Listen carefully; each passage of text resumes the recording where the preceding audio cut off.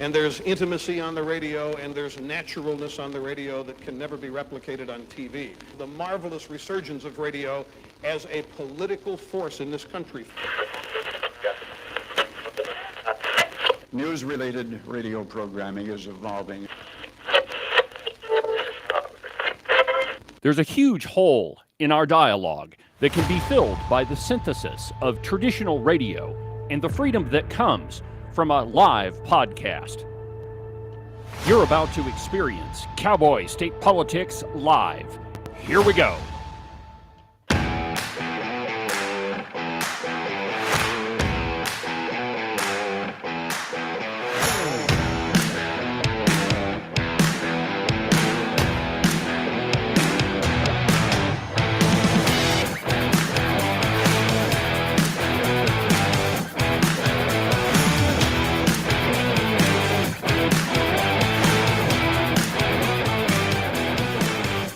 Good morning, my friends, and welcome to another incredible installment from very high above all the puerile and insipid forms of Wyoming mainstream media. This is Cowboy State Politics. I, of course, am your illustrious host, David Iverson, firmly ensconced behind the silver Cowboy State Politics microphone and broadcasting to you from the base of the Bighorns at the Cowboy State Politics Studio in Sheridan, Wyoming. Good morning, my friends, and welcome to the program. Happy Thursday. And I have to say, happy birthday, Mr. President.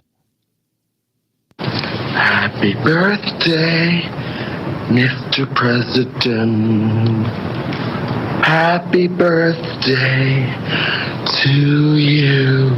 That's right. It is Joe Biden's birthday today. And he still is the president, though.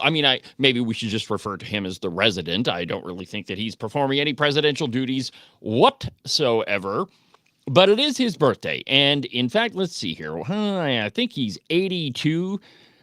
But he is most definitely the oldest president we've ever had. And today is his birthday. So I thought, in honor of his birthday, we should count down some of his greatest hits. And actually, there's an article in the Daily Wire that does just that. And I quote, President Joe Biden turns 82 today. And to celebrate, we're looking back at some of his worst moments of his presidency. Now, there were so many of them that it's really kind of hard to pin down which ones are the worst. There's this one. The only garbage I see floating out there is his supporters. Yeah. That one was kind of bad. There are others, though, and it's, again, how do you choose from some of the greatest hits? True international average of pressure. And then the, poor kids, they're just as talented as white kids. Who could forget that you can't really own a 7-Eleven if you don't have a slight Indian accent?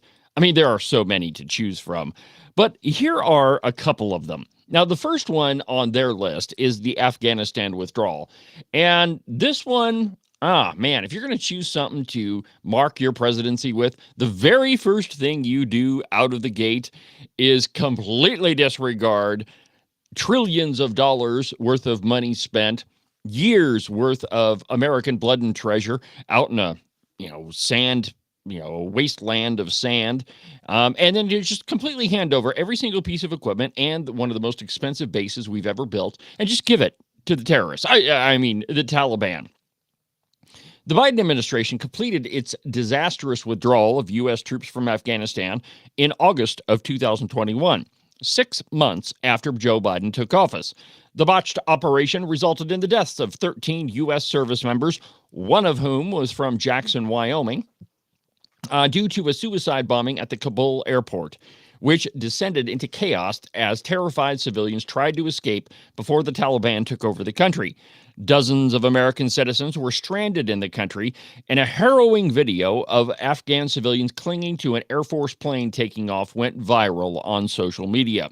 The administration was fiercely criticized on both sides of the aisle for the deadly pullout and the damage that it did to America's standing in the world. Here is what the birthday boy had to say about it. And we are, as you well know, because you follow this, we are a number of places where we're doing that without permanent basing American forces there. So I think when this is over, the American people have a clear understanding of what I did, why we did it. And but look, that's the job. My job is to make judgments.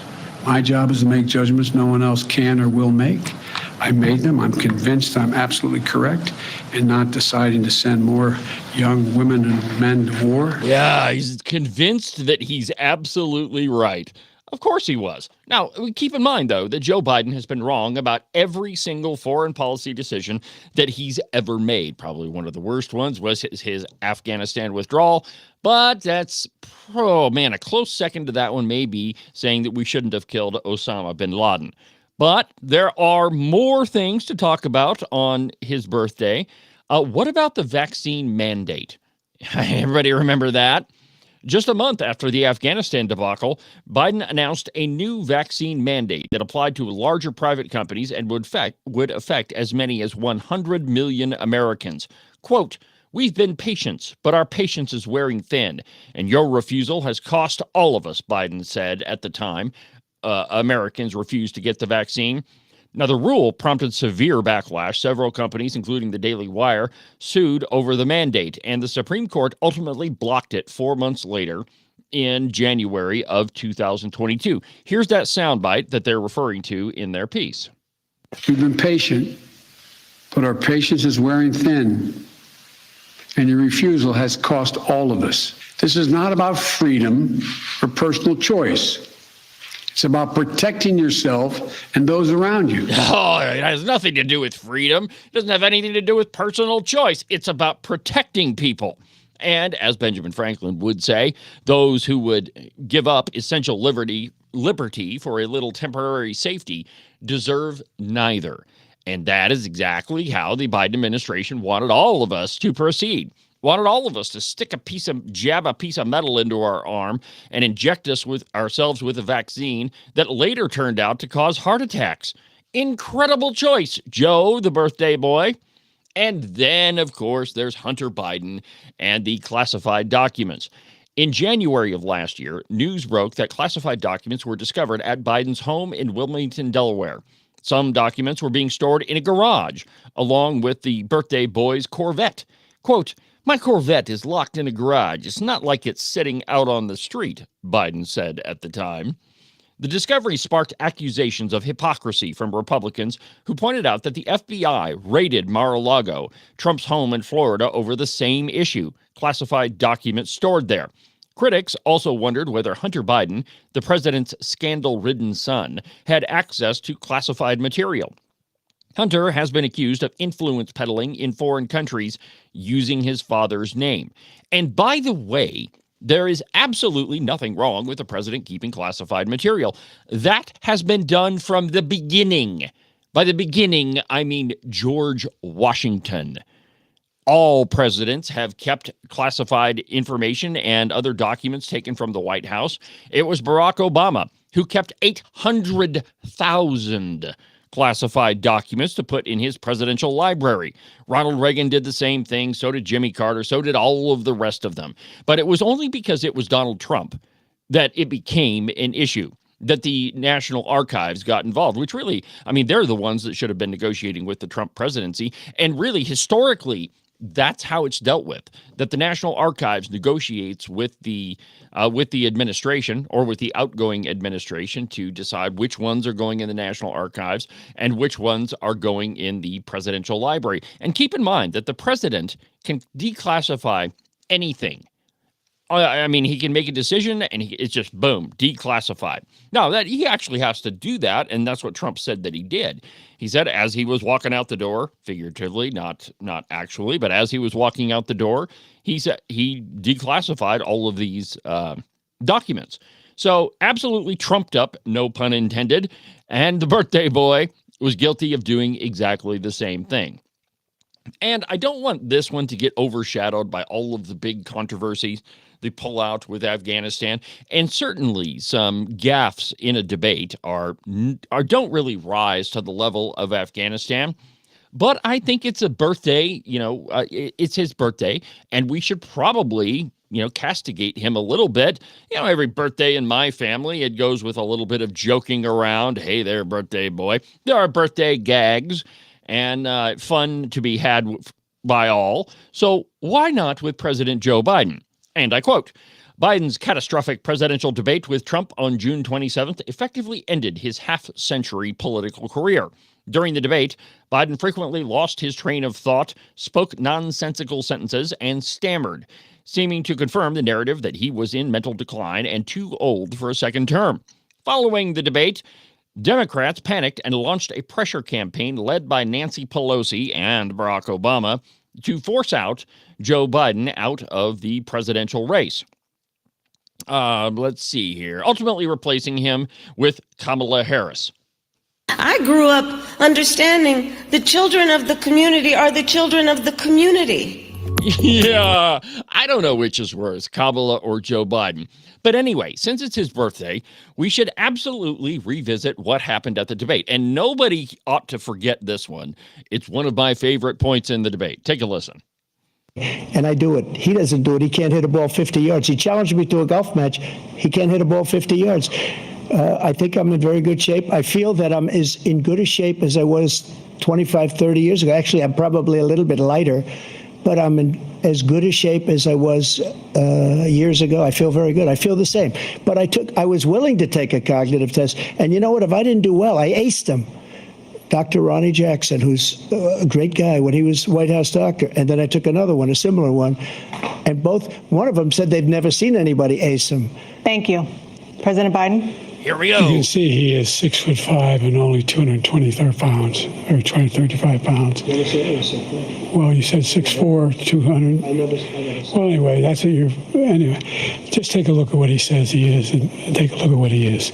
Look, I'd be happy to have a driving contest with him. I got my handicap, which when I was vice president, down to a 6.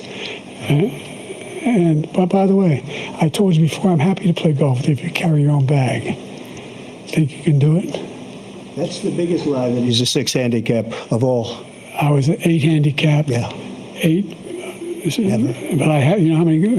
I've seen you swing. I know you swing. Okay, let's not act like children. President Trump, we're going to Let's not act like children. One of my favorites. Now, this last one on the list is very recent. Now, of course, I'm sure you probably heard, and I covered it on the program, but the latest scandal to plague the Biden administration is the bombshell report showing that FEMA officials and a supervisor told workers to avoid homes advertising for Trump in Florida after Hurricane Milton. Whistleblowers and at least 20 homes with Trump flags or signs were skipped. The supervisor has since been fired. She's probably the only one in the Biden administration that has been canned. And it's a fascinating thing with Democrats. People screw up and then they don't get fired. They just continue with their incompetence. Well, instead of, firing you, we'll just move you to a different department and then you can screw up more there. Anyway, this week, lawmakers on the House Oversight Committee grilled the FEMA administrator, Deanne Criswell, on the incident. The administration has made plenty of other moves that were widely criticized, including its response to both the Maui wildfires and the East Palestine train derailment.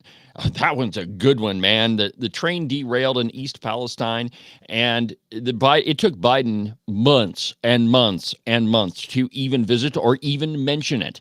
And I think at one point he said it was a local matter. Yeah, whatever. The infamous FBI raid on Mar-a-Lago in August 22 drew accusations that Biden was using the Justice Department to try to crush his political rival, which evidently, if you hadn't figured it out, that didn't work. Biden also suffered embarrassments in Congress. His signature legislation, the Build Back Better plan, collapsed when Senator Joe Manchin, for 4 years, the most moderate Democrat in the Senate, withdrew his support and tanked the bill. Out-of-control spending and spiking inflation, as well as the southern border crisis, were two more issues the Biden administration could not shake this presidential election cycle. Biden approved a $1.9 trillion pandemic stimulus bill, the American Rescue Plan, as well as the Inflation Reduction Act, which, despite its name, authorized hundreds of billions of dollars more in federal spending. Meanwhile, more than 12 million migrants have crossed into the United States illegally under the Biden administration. That's right, my friends.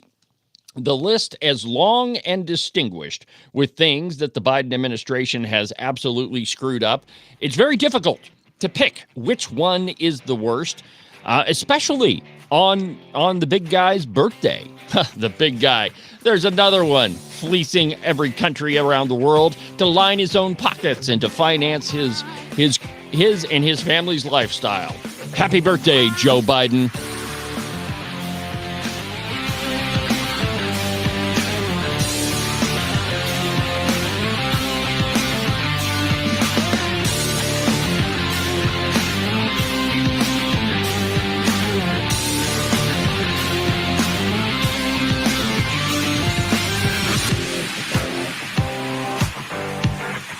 You can listen to Cowboy State Politics live every Monday through Friday at 10 a.m. on the Independence Network. Make sure that you subscribe and follow the Cowboy State Politics podcast. You can do that from the website, cowboystatepolitics.com, or anywhere that you get your podcasts. That way, you'll make sure that you won't miss a single episode of Cowboy State Politics. Cowboy State Politics is sponsored by FreedomGoldUSA.com. They are the working man's gold company. The economy is in turmoil. The stock market pretty much is out of control, and you never know what's going to happen with your finances or your income. One way that you can shore up everything is by investing in gold and silver.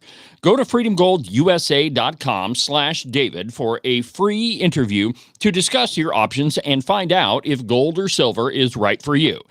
One more time, that's freedomgoldusa.com/David.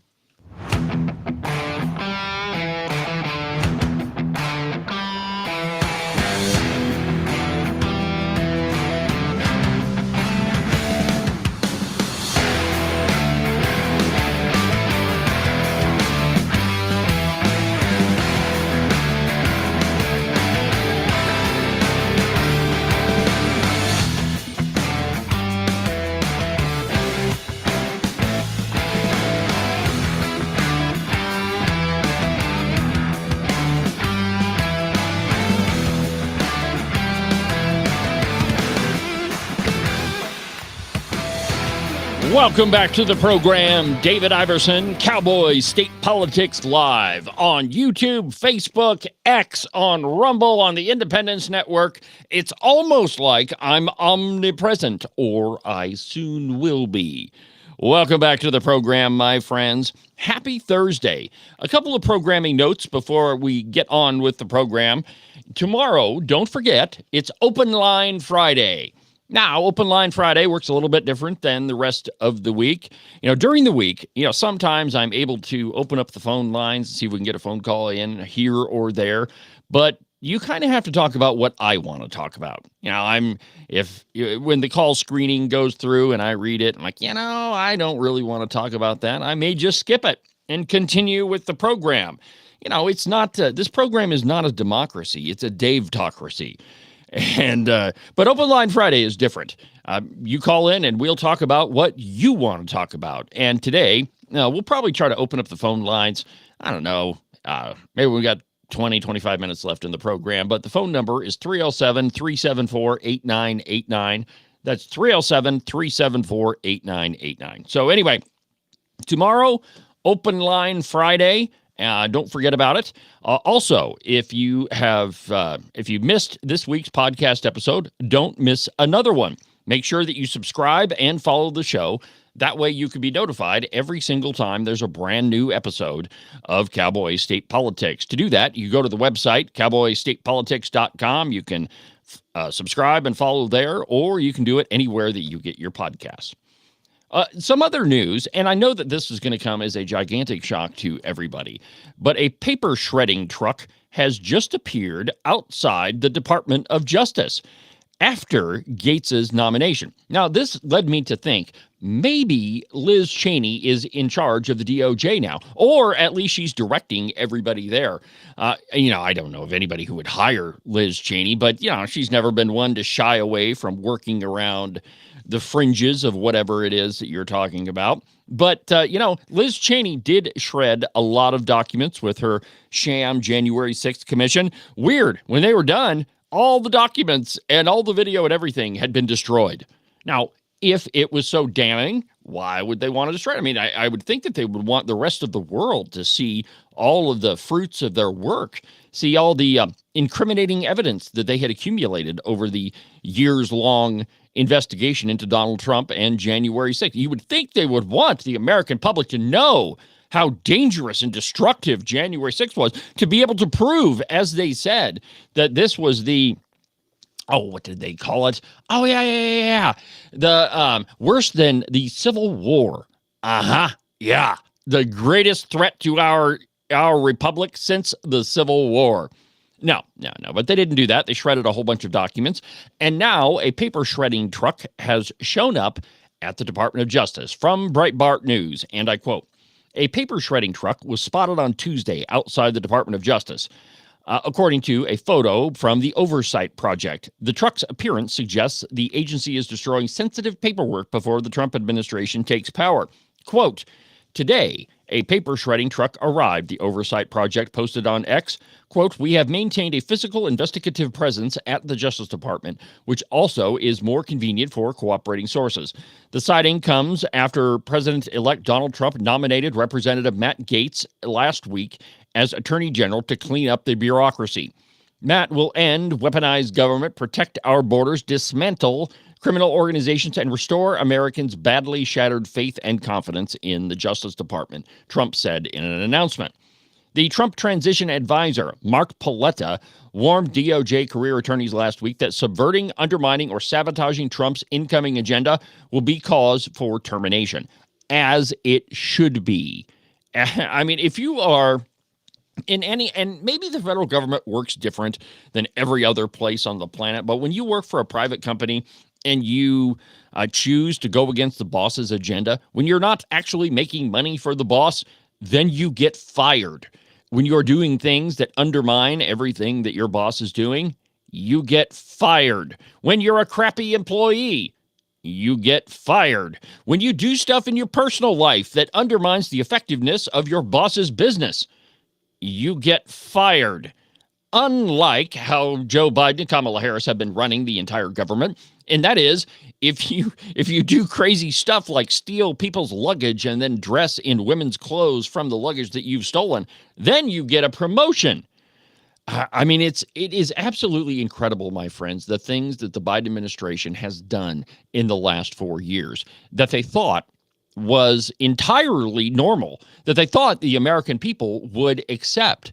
And and if you just look at the people they put into position of power, look at Rachel Levine or Richard Levine or whatever the heck his name is, a transgender person, former admiral, and now walks around in women's clothing, claiming to be a woman, which of course we know is absolutely ridiculous. But then the guy that was in charge of nuclear waste, that's the guy that was stealing people's luggage. I mean, the list goes on and on with crazy people that the Biden-Harris administration put into power, and they just assumed that you would go along with it, that was part of your agenda, that was mainstream now. It's very clear from Harris's performance in the election that they, and if you notice, there were basically two acts.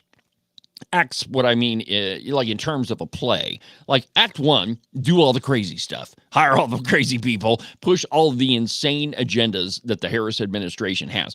And then when you figure out that Act 1 doesn't work, then we move to Act 2, the second half of the play, and you back away from all of that stuff, assuming, of course, that the American public are going to forget about everything you did in the first half of the play.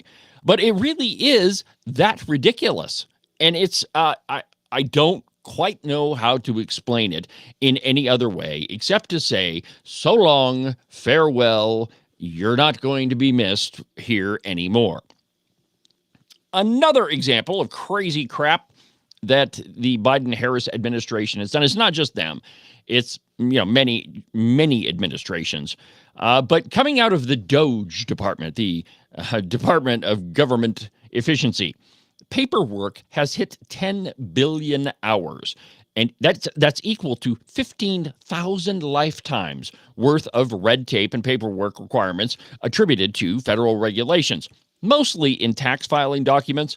They cost America over 10 billion hours a year, or enough to consume 14,983 human lifetimes. And that's just in 1 year. According to a just-released accounting of the paperwork burden under Joe Biden, handling federal red tape consumed 10.5 billion hours. But that was in 2023.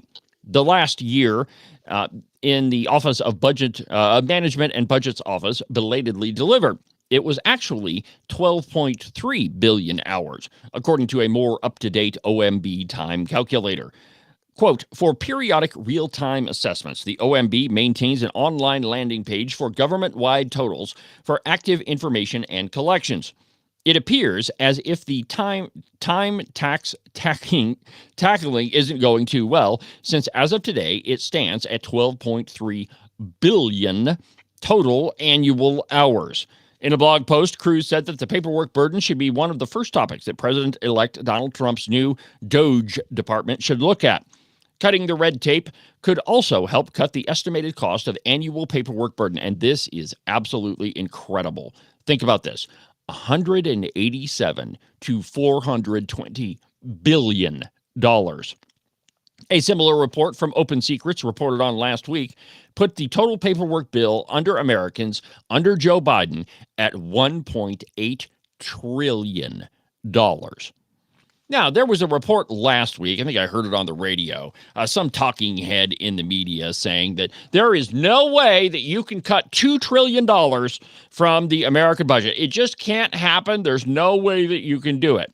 This seems like a pretty good place to start if the yearly total is over $500 billion, or not over $500 billion, but close to $500 billion. Assuming a $40 an hour job, would mean $420 billion in mere paper shuffling costs at the new ICB's $10.5 billion paperwork hours level. Importantly, that's not counting actual compliance with underlying rules and regulations. The amount of paperwork that the U.S. government generates is absolutely incredible. I remember back when I worked for a construction and consulting business, my job was to permit oil and gas wells on federal land. And I had these two projects, one of which I think it had 20 or 30 gas wells on it. And the other project of the same name, different project though, in a different area, it had one gas well on it. One gas well versus 20 or 30. And the paperwork for that one gas well was basically the same amount as the 20 to 30 gas wells that I was permitting. And the stack of paperwork was 3.5 inches tall for one gas well. And it's amazing when you deal with federal agencies because it's not just federal agencies, it's all government. So let me give you an example of the lovely Christine's Salon. So far, we have had, I think I counted 7 different inspections by 7 different people just to open up a hair salon. 7 examinations of the work that we did, and there's still 3 more to go. An incredible amount of government gloat, government overreach. And here's the thing, right? The more paperwork that you put into place, the more it inhibits private business. If private business people have to spend their time filling out paperwork and shuffling it around and stapling it and putting paper clips on it, that's all a whole bunch of time that they don't have to spend working on their business. That's a whole bunch of time they don't have to spend hiring employees and developing employees and writing paychecks. Instead, nope. The U.S. federal government, the state government, and now the city government, of which I am well aware, are the very people that inhibit all types of business development. And this is a perfect place for Elon Musk and Vivek Ramaswamy to start absolutely just completely do away with all of this government paperwork wherever they find it. Coming up after the break, we're going to talk about the elitists that think that they're in charge and what the real problem is. We'll do that next.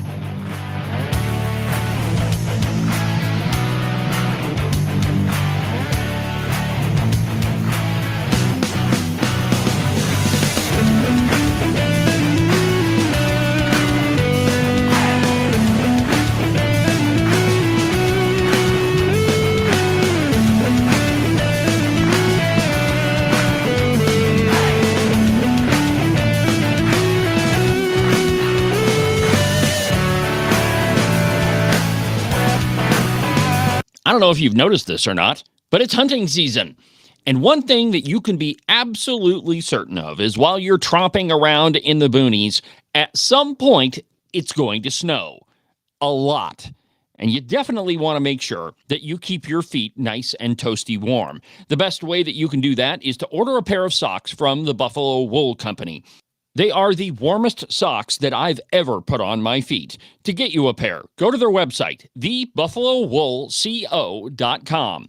Trust me, you won't be disappointed. Wyoming is one of the most sought-after places to live. There's a lot of people that want to move to our great state. And if you're thinking about selling your house to one of them, you need a real estate agent that you can trust. That agent is Rebecca Bextel at Compass Real Estate. She's lived in Jackson for almost 20 years and has her fingers on the pulse of the real estate market. Last year, she sold almost $25 million worth of property. So if you're thinking of buying or selling, give Rebecca a call. Her phone number is 307-699-3519. I've never felt the freedom like I do. I feel stronger every day, don't you? Well, I can show you how. A new day, a new way. Watch out, I'm only gonna get stronger. A new day, a new way. Watch out, I'm only gonna get stronger. A new day, a new way. Watch out, I'm only gonna get stronger. A new day, a new way. Watch out, I'm only gonna get stronger. I've never felt the freedom like I do. I feel stronger every day. I'm only gonna get stronger. Cowboy, state politics is only going to get stronger. This program is only going to continue to expand. Nothing can stop it. Nothing's going to impede it. It's Cowboy State Politics. Welcome back to the program, my friends. David Iverson, Wyoming's conservative voice. Documented to be almost always right 89% of the time. That's a record that nobody else can even come close to, and they shouldn't even really try. It's just going to be wasted effort. I would like them to actually speak the truth every now and again, try to be right, at least make an attempt to be correct instead of misleading everybody. But it's the media, and we know they're not going to do that. So if you want to be part of the program, the phone number is 307-374-8989, 307-374-8989. By the way, don't forget, tomorrow is Open Line Friday. If there's something you've been dying to talk to me about, well, tomorrow is the day that we'll keep the phone lines open all program long. And just make sure that you're here and you give me a call, and I'll answer all as many as I can. Now, before we get to the whole collapse of the elitists, which I think is a fascinating article, I don't want to forget this one. Have you heard of Scott Jennings? Scott Jennings is one of the only actual conservative type people on CNN. He's the guy that they put on a panel that, I'm sure he's just a token conservative, so it makes him look sort of halfway balanced. He was the guy after the election. I played the soundbite for you of him hitting the nail on the head with what happened, that Americans are tired of liberalism. We are tired of being told that we are white elitists, that we have to focus on superficial crap like the color of your skin, or if you're a woman, or if you're a man. Well, if you're a man, we don't focus on that. But Scott Jennings was the guy that hit the nail on the head. And last night, he had Brian Stelter, and I don't expect you to know the name Brian Stelter. He's one of the political idiots at CNN. But he scoffed at Brian Stelter's new explanation for why Morning Joe, that is Joe Scarborough, and Mika Brzezinski went to Mar-a-Lago to meet with Trump.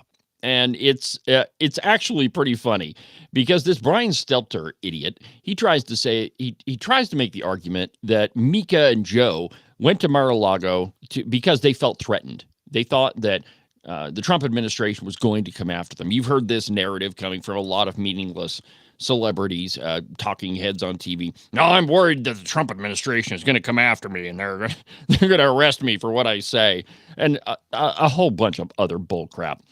But from the article, real quick, Stelter reported that according to two sources, of course, he didn't name who the sources were, Scarborough and Brzezinski wanted to meet with Trump because they were credibly concerned that they could face governmental and legal harassment for the incoming Trump administration. As Stelter was talking about his reporting, Jennings was chuckling to himself at the reasoning offered by the unnamed sources. Jennings points out to the two hosts that, well, I tell you what, let's just go ahead and listen to it. This is great. It's time that fascism is called fascism, and Americans know exactly what they're voting for. There's a difference between conservatism, radicalism, and fascism. This is fascism. Joe and I went to Mar-a-Lago to meet personally with President-elect Trump. And for those asking why we would go speak to the president-elect during such fraught times, especially between us, I guess I would ask back, why wouldn't we? Joining us at the table now is CNN's chief media analyst, Brian Stelter, who's been speaking to his sources about that very trip. That video is so jarring to watch. It looks a little hostage video-y to me. Right. Détente, appeasement. Hostage video-y? Oh, my God. It was Mika Brzezinski and Joe Scarborough on their show explaining to their audience why they would dare step into the lair of Donald Trump at Mar-a-Lago. Give me a break. And I don't know what to call it. Joe and Mika didn't say much about it today, but according to my sources, they believed, they credibly were concerned that they faced governmental and legal harassment with this incoming administration. Essentially, that they feared retribution, and that's partly why they sought out this meeting. What kind of retribution are we talking about here? I think there's a wide spectrum, and to be fair to Brzezinski and Scarborough, they're not the only MSNBC hosts or the only. The word journalist is complicated, right? Because they're more like personalities, but there are a number of journalists at places like the AP and other big news outlets that are concerned about retaliation in the coming months. Anything from IRS audits to lawsuits and things like that. There are media outlets bulking up on lawyers, thinking about having more libel insurance, those sorts of things. Now, I don't know exactly what the specific concern Joe and Mika had was or wasn't, but they're not the only MSNBC personalities worried about retaliation. However, they are the only ones to go down to Mar-a-Lago and have a meeting. Yeah, listen Scott, to you were this. shaking Here we your go. head. I mean, isn't it possible, too, that they're just two people who are so full of themselves, so full of self-aggrandizement, that they would feel like that they would be personally singled out? Don't tell anyone, but some of their colleagues feel that way. First of all, I can see why. Second of all, if that's what happened and if that's what they truly believed, why didn't they go on TV and say that? We went down there to meet with the president to tell him that, hey, anyone who's been critical of you, you should treat us like journalists and not like the enemy. They didn't go on TV and say that. They went on TV and portrayed it much differently. So what I hear you saying in your reporting is they had a motive that they weren't willing to disclose to their audience, which I think should get them more scorn today than they were already getting to begin with. Exactly right. I mean, just to take a step back for a second here. Stop. Okay. So, and there is this dumb narrative, and I think we heard, like, one person who's been saying this sort of thing is AOC. Why would Donald Trump waste any time on AOC except to just joke about her? This narrative that Trump is going to go after journalists individually, that he really gives two craps about what CNN says or what PMSNBC says about him, those people are nearly irrelevant in the media landscape. And it's very similar to the levels that the Pravda on the Platte in Wyoming has dropped to. Used to be the preeminent paper, used to be the one that everybody got on their doorstep. Everybody read the Casper Star Tribune. But then, they sold to a Virginia-based company called Lee Enterprises, and their reporting pretty much shifted only to sports and to liberal articles about how terrible the Republicans are. An occasional piece from Wildfile. Pretty much that's all you get out of the Casper Star Tribune. I should know because for my business, I subscribe to it. You got to know what the other sources are talking about. But I'm thinking that I'm going to have to cancel that subscription because it's just not, there's the one article of the week coming out of it, I think I can do away with that. But anyway, I just thought that whole interchange between Scott Jennings and Brian Stelter was, at least funny enough to talk about. But there's a reason why these folks in the media don't get it, because they consider themselves to be elitists. They are the people that are smarter than everybody else, and they are able to design a system that the rest of us are just going to follow. And the very idea that we would switch any of this monstrosity that they've created to a meritocracy is sacrilege to them. Why should we focus on promoting people who are skilled or who know more over those folks who just frankly are not all that skilled? The truth is, my friends, that not everybody is the same. I don't know if you've noticed this or not. Some people are smarter than others. Some people are not so smart. Some people are good at their job. Some people are not. There are folks that make incredible engineers, and then there's folks like me that, I could probably give you the big picture of what I want built, but I'm not the guy to figure out all the math and how all that works. I'm just not an engineer. I'm not an electrician, and I'm certainly not a plumber. That's why I have a checkbook. But the idea that some people are more skilled than others is reviled by the left. And the actual problem, and this comes from a piece by Ben Shapiro that appeared in the Daily Wire, and I hope we're going to have enough time to talk about it because I think it's fascinating. If you want to chime in on this thing, the number in the studio is 307-374-8989. But the actual problem that we're experiencing right now is the transformation of a meritocracy into a technocracy. So for a very long time, America functioned on a meritocracy. If you were skilled, if you were the best in your field, then you would be successful.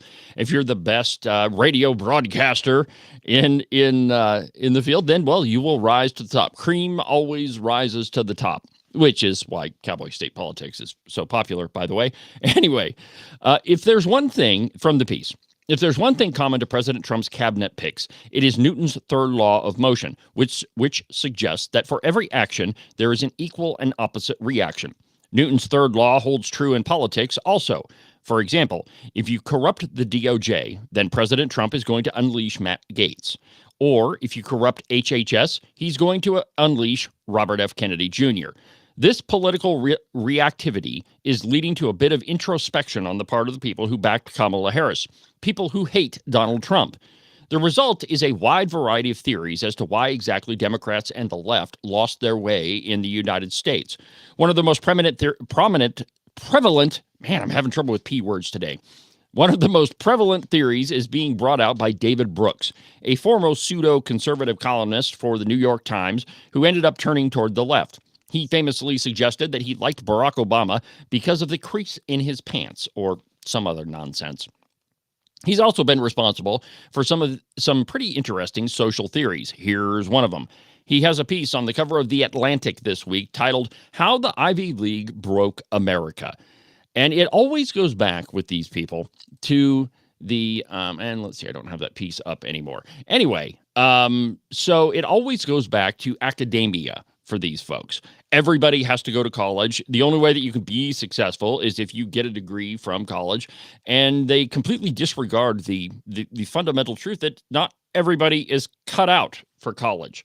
Not everybody needs to go to college. We have these things called trade schools where you can learn how to be an electrician or a plumber or a welder or an auto mechanic or a diesel mechanic. By the way, if you're a diesel mechanic, you're going to make a crap load of money, way more than a lot of other trades. But not everybody has to go to college. The left, on the other hand, they insist that everybody get a higher degree.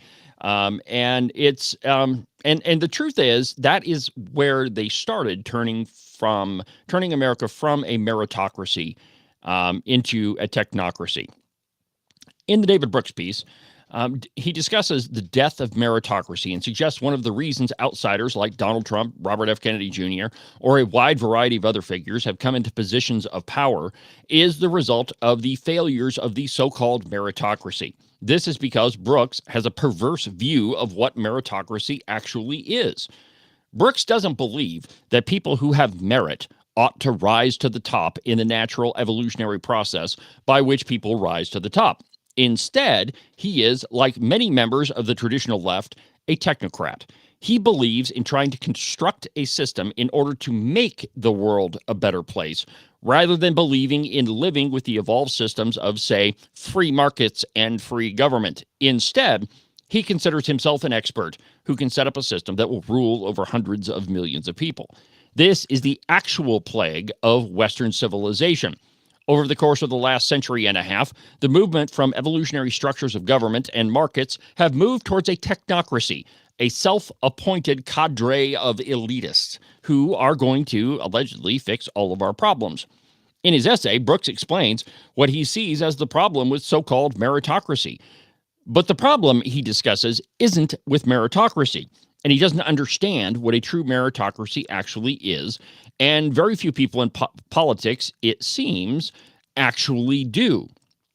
From David Brooks's piece, quote, every coherent society has a social ideal, an image by which the superior person looks like.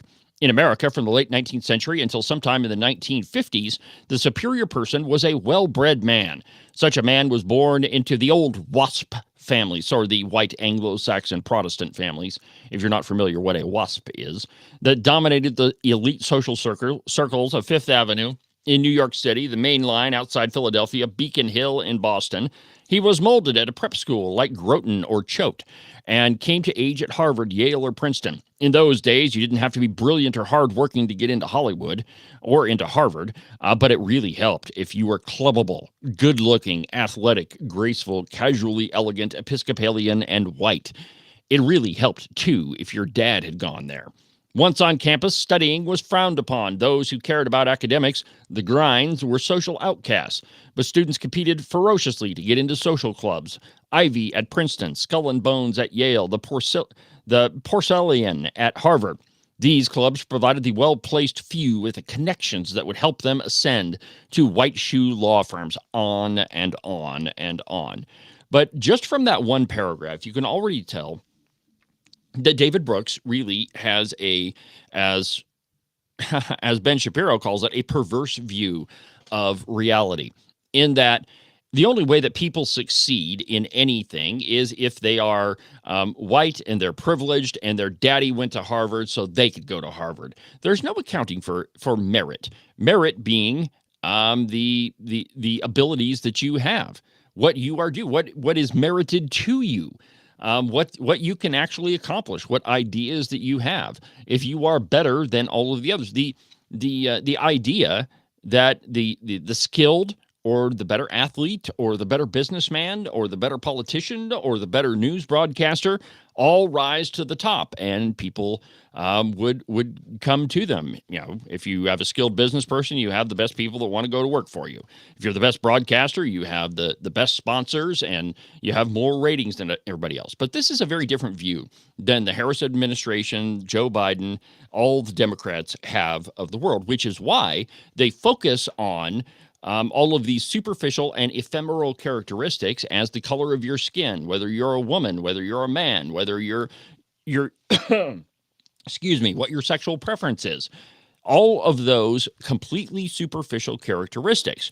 If you believe that meritocracy doesn't work and that meritocracy hasn't been the cause of all of the technological advancements and all of the wealth and all of the success that America has had, and instead you believe that it is because a privileged few put those people into place, well, then you can craft the society that you want, that you can put people in power that are just going to design a system. They're going to tell you what kind of light bulb to put in your ceiling and what kind of stove to buy and what kind of car that you have to drive, and that everybody will go along with it because most people are sheep. Most people are not the elitists, the people that are in charge of designing this whole system, and so they'll just go along with it. Now, what the technocrats have realized is that most people don't like to be told what to do. Most people don't like to be told what to buy or what to drive or how to dress or who to marry or where to go to church or any of those things. The truth is, most people are probably way more libertarian than the technocrats in the Democratic Party want you to believe.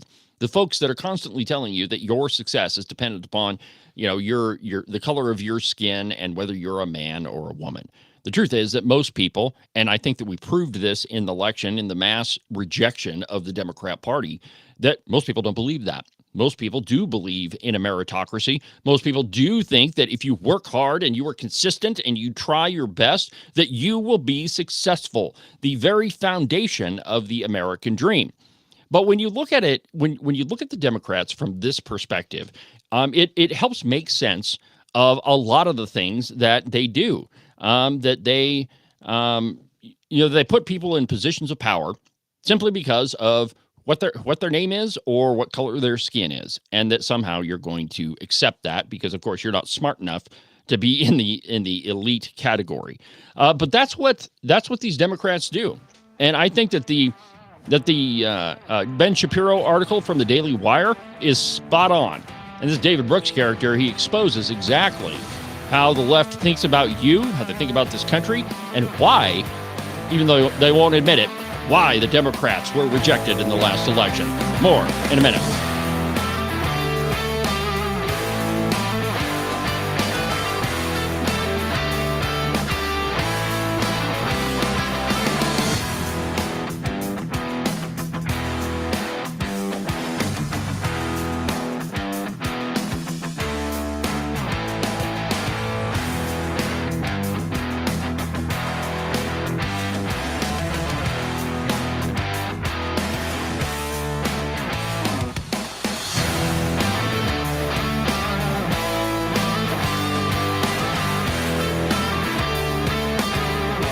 You are listening to Cowboy State Politics Live on the Independence Network.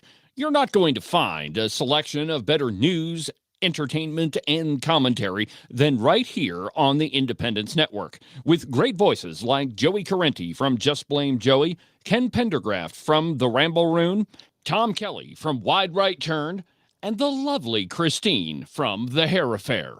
And of course, my program, Cowboy State Politics, Wyoming's most listened to political program. Also, don't forget to check out the article section at the website, independencenetwork.us. It's loaded with op-eds, commentary, and news from all around the Cowboy State. You can listen to the Cowboy State Politics podcast anywhere that you get your podcasts. iHeartRadio, iTunes, TuneIn, really any of them will work. But the easiest place is just to go to the website, cowboystatepolitics.com. There you can find all of the shows, as well as any of the articles that I might bring up during the course of a program. That way, if your name is Joe Biden and you can't remember if you had your pudding today, well, I probably can't help you with that, but I can definitely tell you why you should have never ran for president. And now, back to our program.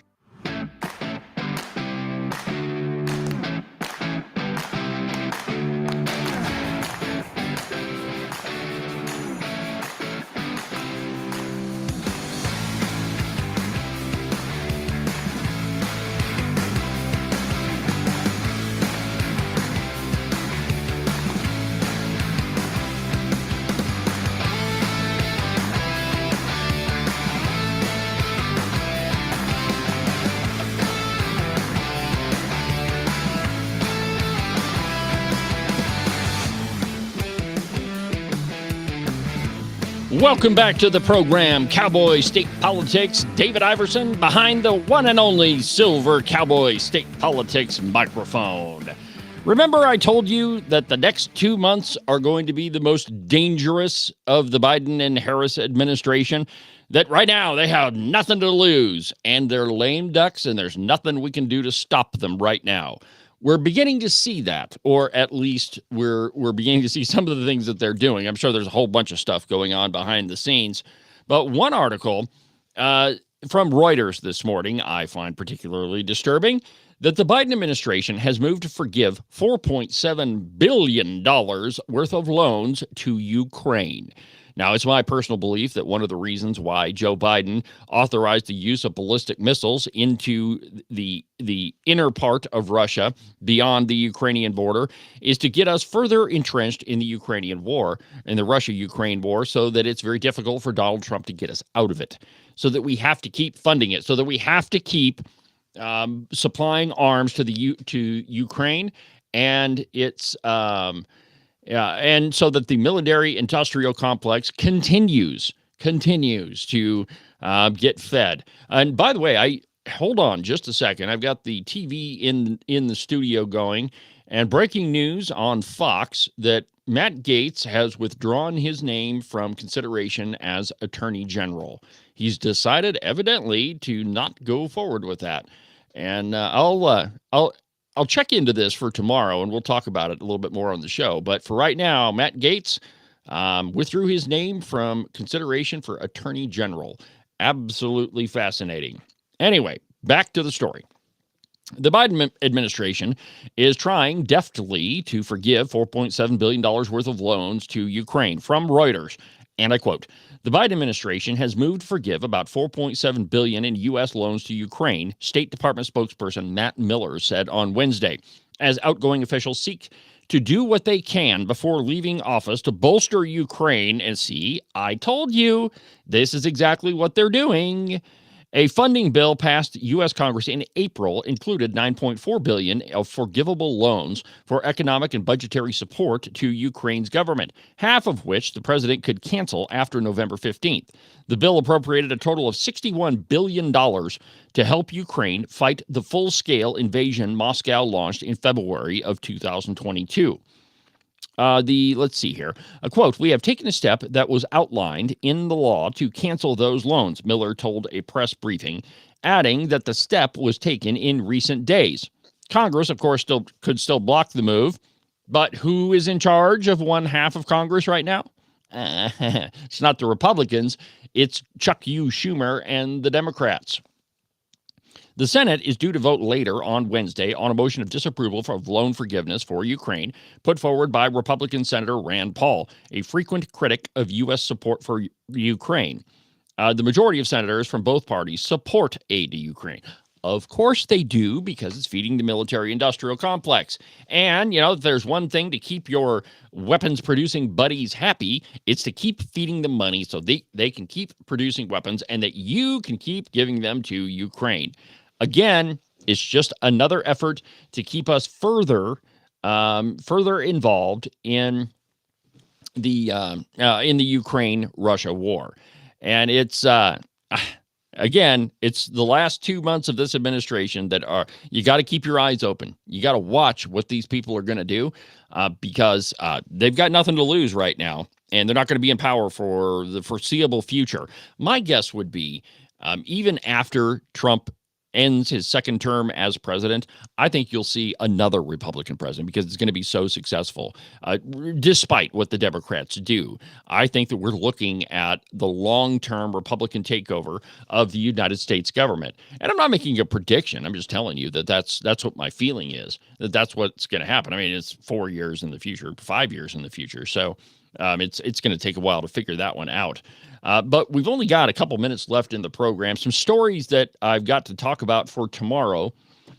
There's a big one by Tim Wallace, and it's entitled "Why the Sun is Setting on European-Style Welfarism." And it's, and it's actually mistitled. It needs to be European-Style Socialism. But as Margaret Thatcher once said, socialism only works until you run out of other people's money to spend. So we're going to talk about that story. Let's see here. What else I got here? Oh, yeah. This is a good one, and I'm kind of bummed out that I didn't get to this one today, but it's entitled "The Deep State Takes Another Hit." And this is by William Perry Pendley. And maybe I'll just read the first paragraph to you. Quote, "In 2000, on behalf of helicopter pilots, some of whom flew combat missions during the Vietnam War and others, I sued the National Park Service and the FAA for regulations that restricted their recreational tours over the Grand Canyon National Park in Arizona.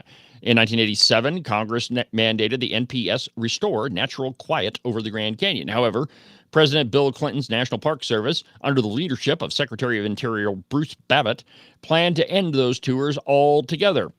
Using tainted data and junk science, these agencies adopted regulations that were economically devastating to small business clients. In fact, the agencies recognized just how destructive they were when the agencies declared the rules would not apply to local American Indian tribes that conducted the tours. Unfortunately, the U.S. Court of Appeals in the District of Columbia, Justice Merrick Garland, and the three-judge panel applied Supreme Court's 1984 Chevron ruling. Well, the court has just struck down a major part of the regulatory state, and it's a big hit, and it exposes over 40 years of government overreach that's been happening at pretty much every single White House. So we'll touch on those stories tomorrow if we get time. If not, we'll just go to the calls. Remember, tomorrow is Open Line Friday on Cowboy State Politics Live. Have a good rest of your day, and we'll talk at it tomorrow. From the base of the Bighorns, I'm David Iverson, and this is Cowboy State Politics.